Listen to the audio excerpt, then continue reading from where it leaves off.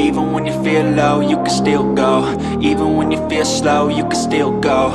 Even when there's no hope, you can still go. I never answer to no, man, I still go. Go, go, go, go, go, go, go, go, go, go, go, go, yo, go. Y'all know what it is. Oh, once you pop, you can't stop.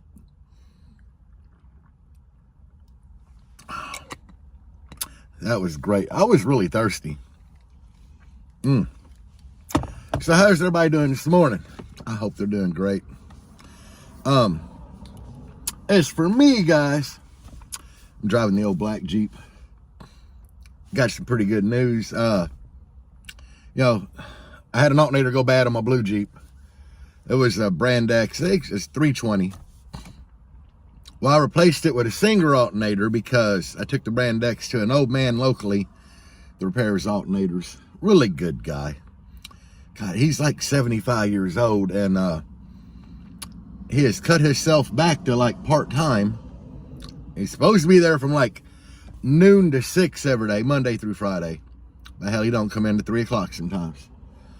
And I'm not gonna say nothing to the old man. He's earned that, you know. I mean, he been working like 50 years, 55 years, whatever. He has earned that.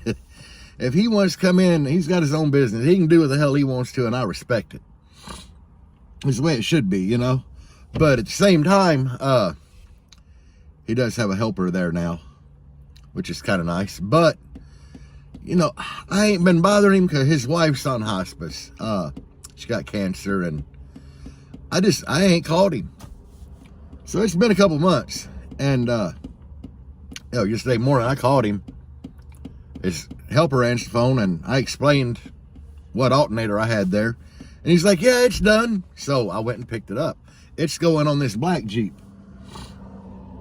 So we're still doing a build in it. We can't wall it because my daughter's like, "Nope." I was gonna wall it for the wife.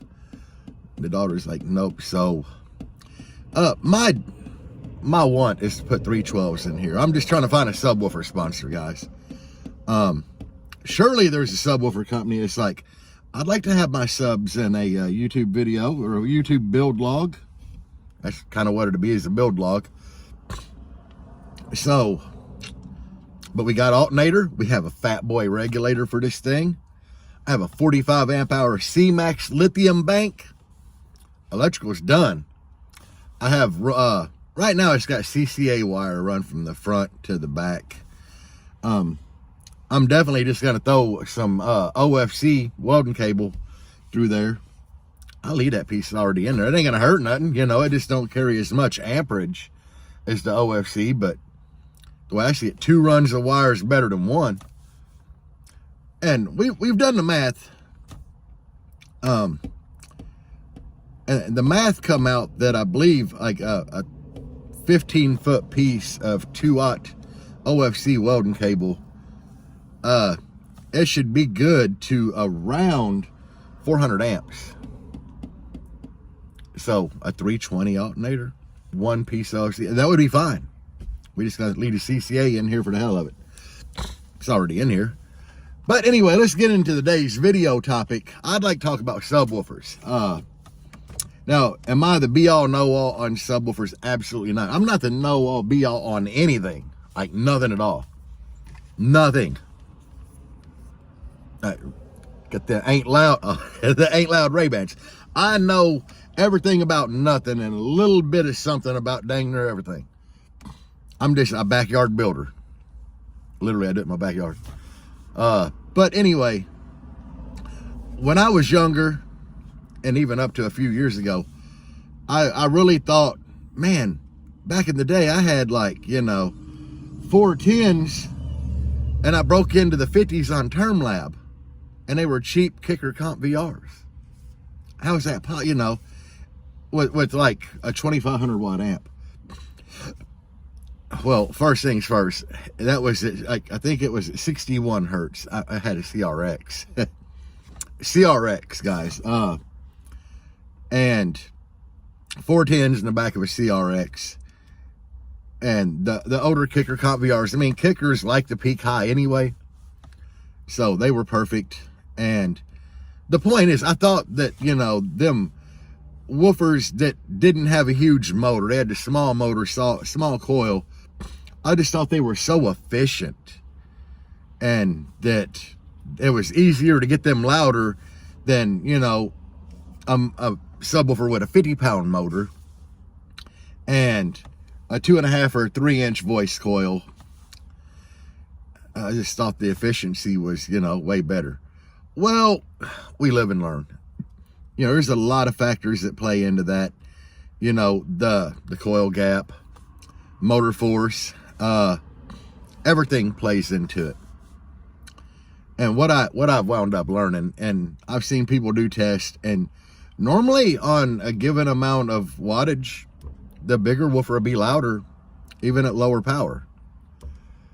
And I started thinking more about it, and you know, you kind of need that to an extent. When it comes into breaking that 100-pound mark for subwoofers, and from what I've seen, not experienced, but from what I've seen, you had the Scar DNR, big paperweight. Resilient Sounds, from what I've seen, the Platinums crap all over the teams. The DS18 Hooligan. I love my DS18 amps. I love the mids and highs I had of theirs. The Hooligan subwoofers, I didn't, and I know why. They were just big paperweights. They're non-efficient. Efficiency like really slacked. Sorry about that. I'm at work now. Got a phone call. Remember just earlier in this video when I said that Black Jeep build still needed a subwoofer sponsor? Yeah, well, I got one now. I'll tell y'all here first. It's going to be an audio waste subwoofer build. We're doing audio waste than that. Sponsored by G2 Dynamics. Paul reach out to John. I don't know. Somehow Paul and John work something out. It's going to be a G2 audio waste build. But anyway, back to what I'm saying about the subwoofers in general. Them 3 subs that I just mentioned, the DS18 Hooligan, the Resilient Sounds team, Scar DNR, really big, heavy subwoofers. And it seemed like when people switched up from just the normal like 60, 70 pound sub to them, they've lost. Because it seems like they lose efficiency. I believe, I'm not 100%, but I believe that the Sundown teams, not 100%, but I believe they were 4-inch coil. But I know they're a big sub, big motor. And it's weird because there's been a couple people that swapped from like, you know, ZV5 to that, and they lost SPL score and stuff.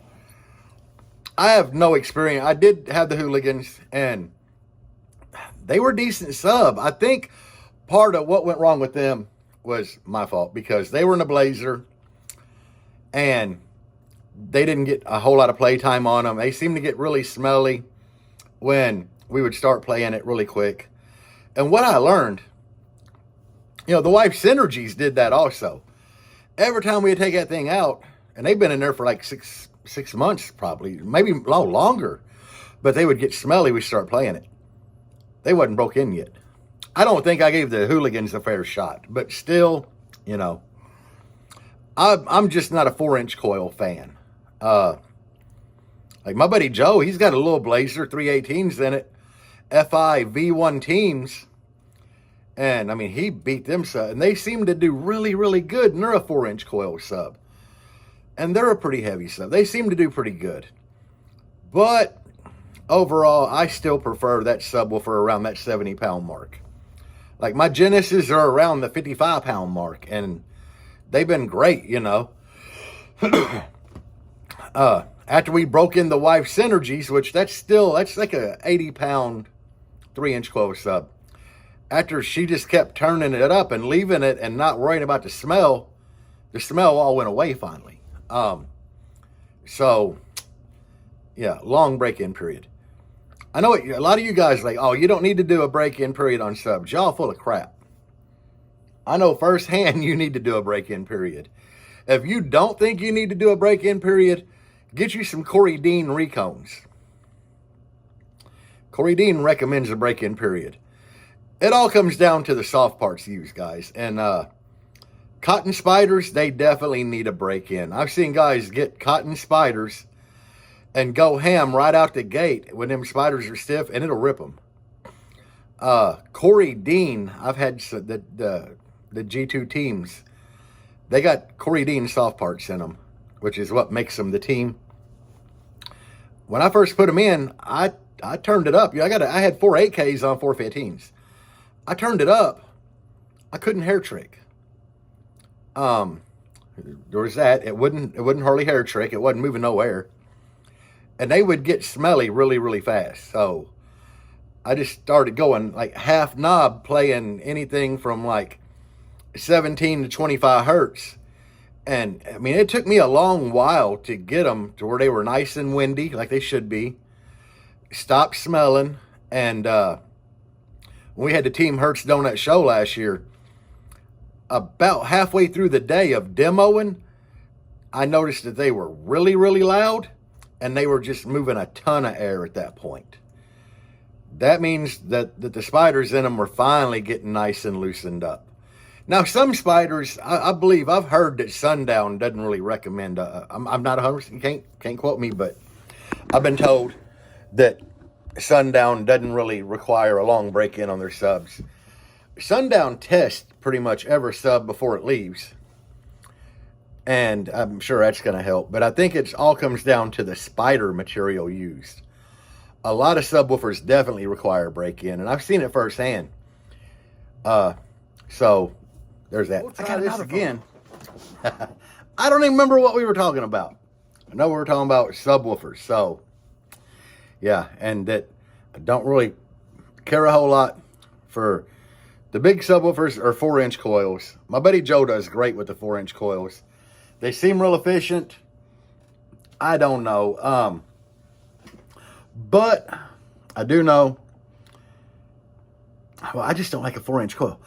Something you got to remember you sacrifice when you have a bigger voice coil is you lose spider. So, you know, say you have most subwoofers 10-inch spider or smaller, but say 10-inch. You're eating 3 inches of it up with that coil in the middle. And, you know, if you move to a 4-inch, you're losing 1 inch of spider, which is a 1/2 inch all the way around at any given point. And that's gonna affect your X-Max. Something that we've learned, especially, you know, on these bigger subwoofers versus the smaller ones. You know, let's take SDR. Everybody knows what a SCAR SDR is. And we're just going to stick to SCAR. An SDR has way less X-Max than a DDX. And, you know, one's right below the other. The cast aluminum basket of the DDX, the stamped steel of the SDR. You know, bigger coil in the DDX, but it's got a lot more X-Max. And when you're wanting to get windy, you definitely want a subwoofer with an X-Max because you create wind playing lows. And that's basically what it all boils down to, of why a bigger subwoofer is generally better. And like I said, I used to have the mindset that, hey, these cheap subwoofers, you know, they got a smaller coil, they'll be more efficient. And that was the way I used to think until I actually got into the bigger subwoofers and seen what they do. A lot of times they're more efficient.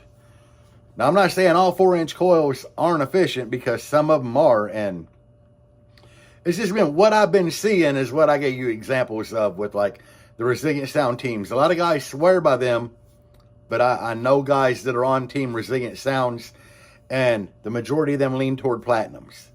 They seem to put more power to the platinums and they do better.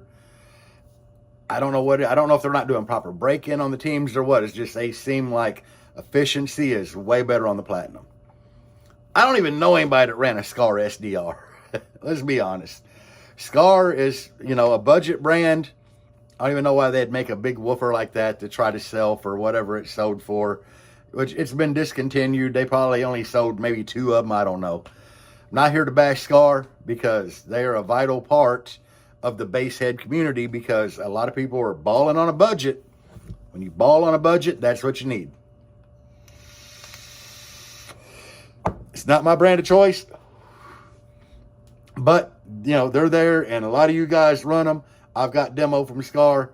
I try not to hate on Scar because just so many people run them. But, yeah, I don't know why they came out with a DNR. Discontinued, probably for a good reason. You know, going a step further into what we're talking about. I know Defbots, you know, they had the 3-inch coil 15. It was a good 15. A lot of people ran it. Kind of put them on the map. Now they've kind of swapped up where they have a 3.5 inch coil 15. I have not seen much post about that. They got a 4.5 inch coil, you know, 15s, 18s, and I've really seen no post about them. What I do see people posting about them is that they are inefficient as hell and they take a ton of power to get moving.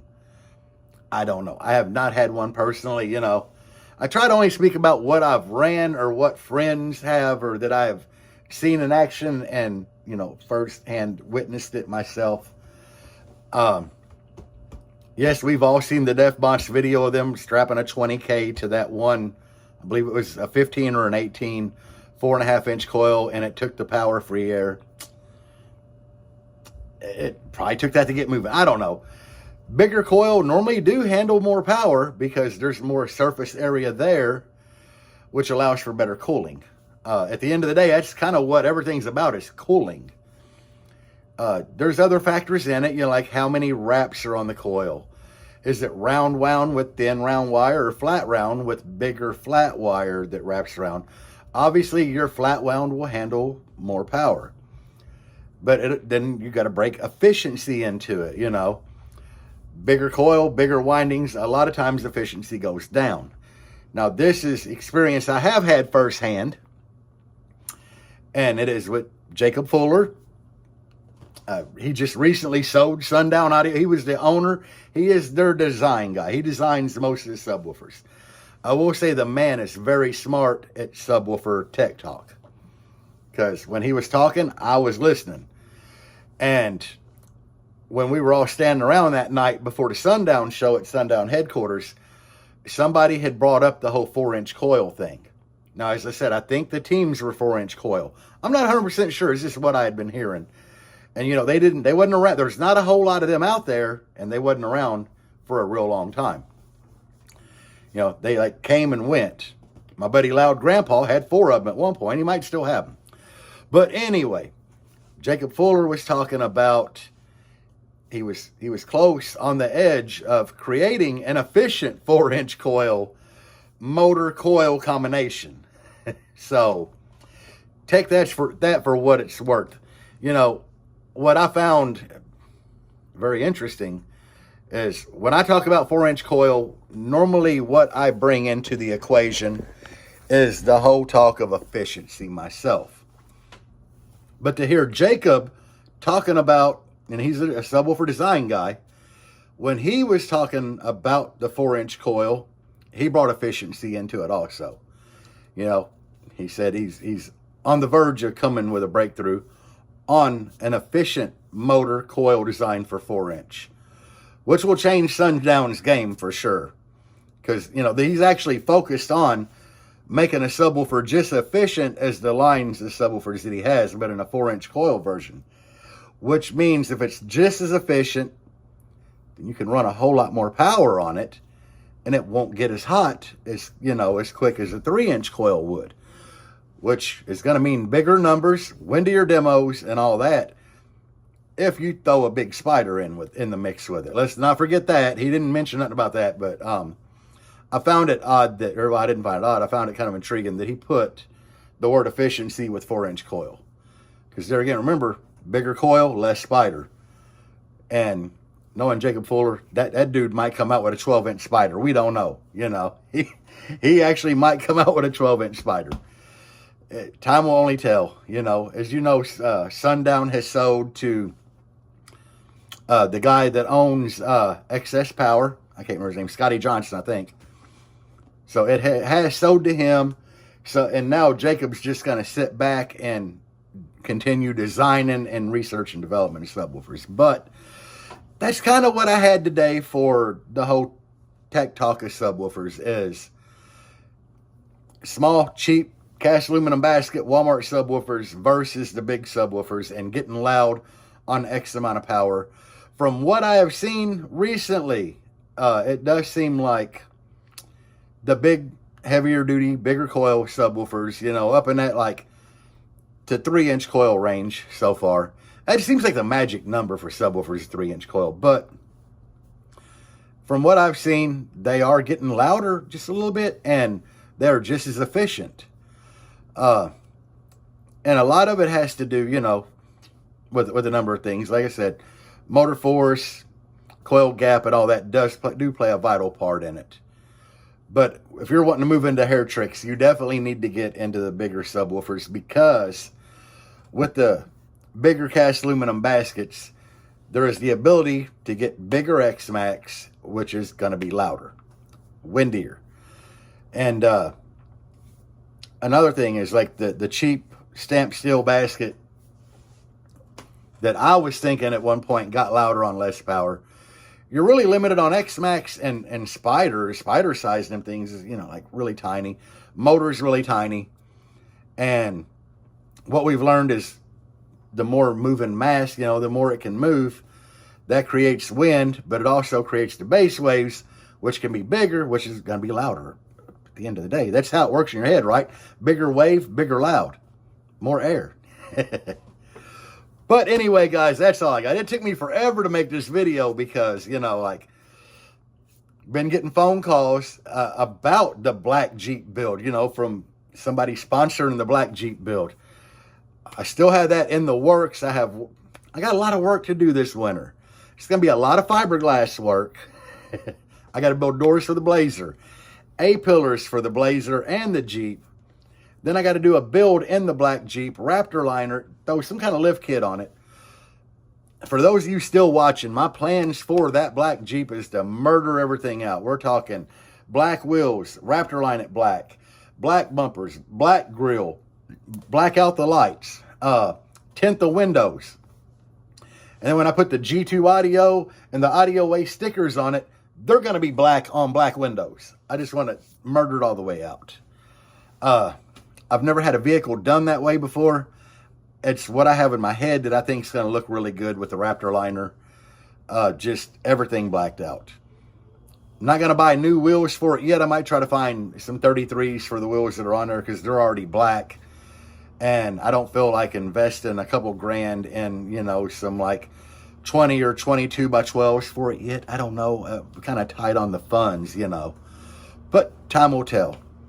But keep in mind, when I do this build for this black Jeep, we didn't go with a real high-end subwoofer. We went middle of the road. As in middle of the road cast aluminum basket, decent sized motor. They are the Audio Ace Wilds. Decent amount of X-Max. I'm going to tune the enclosure probably at like 27 hertz. I want to be able to play 20 in it. We're going to try to hair trick. Other than the subwoofers and mids and highs, I'm using amps that I have laying around. We're going to build the enclosure out of wood that is left over from the blue Jeep build and my buddy Billy's 1612 build. We're using scrap wood pieces. Like when we start measuring everything out, if there's a piece of wood there that will fit, we're going to grab it. So keep in mind, we're budget oriented on this build. A lot of people don't have a lot of amplifiers and stuff laying around their house. I do, you know. I'm using, I dug through my wire bin. I actually have a piece of 2-aught welding cable that'll run through there. You know, so I'm reusing what I can. I told you at the beginning of this video, the alternator was on my blue Jeep, went bad, and I took it to a repair shop and waited a couple months and got it back. So that's going on there. The Fat Boy regulator I'm using was in my wife's Blazer for over a year. Reusing everything that I can. So try to make a good build out of it, but I think it's going to be fun trying to source the majority of the parts, you know. It is what it is, guys. I think it'll be a fun build log to do. Hope y'all stick around and watch it. But anyway, thank y'all for watching this shit, man. I appreciate y'all.